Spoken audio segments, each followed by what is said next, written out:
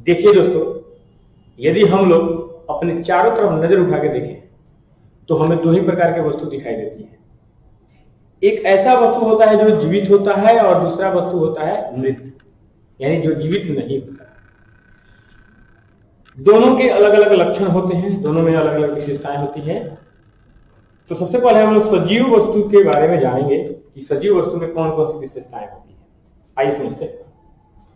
सबसे पहला पॉइंट यहां पर दिया हुआ है कि सजीवों के शरीर में वृद्धि होती है। सजीवों के शरीर में वृद्धि होती है, ठीक है। वृद्धि होने का मतलब जब हम लोग जन्म लेते हैं तो छोटा सा बच्चा होते हैं, एकदम छोटा सा। उसके बाद बालक, उसके बाद उससे बढ़ते बढ़ते बढ़ते बढ़ते हम लोग का वृद्धि होता है, हमारे सभी अंगों का वृद्धि होता है, ठीक है। दूसरा, सजीवों में श्वसन की क्रिया होती है। सजीवों में श्वसन की क्रिया मतलब कि हम लोग सांस लेते हैं, ठीक है। यह सजीव का दूसरा लक्षण है कि सजीव सांस लेते हैं, ठीक है।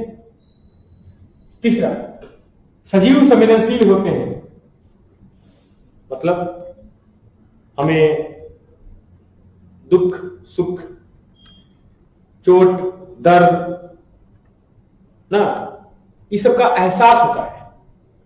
उसके बाद चौथा नंबर देखिएगा, सजीव में प्रजनन की क्षमता होती है। इसका मतलब, प्रजनन का मतलब हुआ कि सजीव अपने समान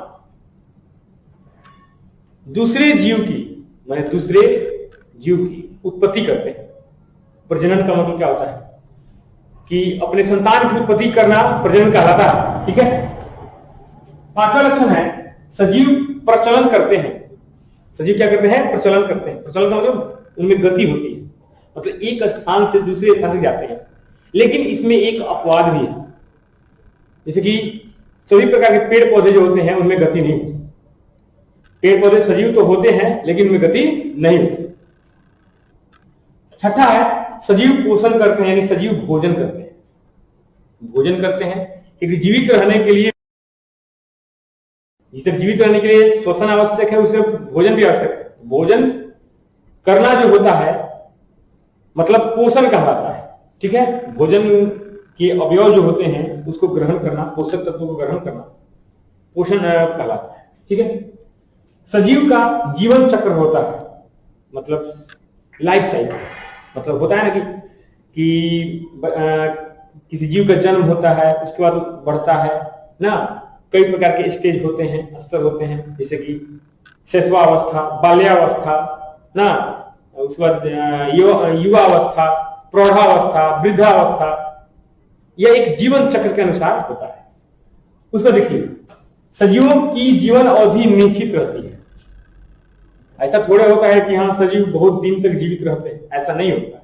उनका एक निश्चित होता है जीवन, कि जैसे कि अलग अलग जीवों का अलग अलग लाइफ स्पान होता है। लाइफ स्पान का मतलब क्या होता है? जीवन काल, मतलब जन्म से लेकर के प्राकृतिक मृत्यु तक का जो काल होता है वह जीवन काल यानी लाइफ स्पान कहलाता है, ठीक है। नौवां लक्षण देखिए, सजीव उत्सर्जन करते हैं। देखिए हम लोग भोजन करते हैं, चाहे शोषण करते हैं, हमारे शरीर में अपशिष्ट पदार्थों का निर्माण होता है, तो उन अपशिष्ट पदार्थ का निकलना हमारे शरीर से बहुत ही जरूरी होता है, क्योंकि अपशिष्ट पदार्थ यदि हमारे शरीर में रहते हैं तो हमें कई प्रकार के बीमारी हो सकती है, हमारे लिए हानिकारक होते हैं, इसलिए उनका शरीर से निकलना बहुत जरूरी है, तो उत्सर्जन भी जरूरी है।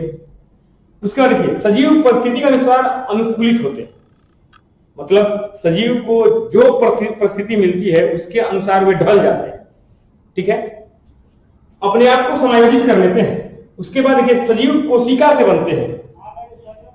आप लोग तो जानते ही हैं, जीवों की संरचनात्मक एवं कार्यात्मक इकाई को हम लोग कोशिका कहते हैं।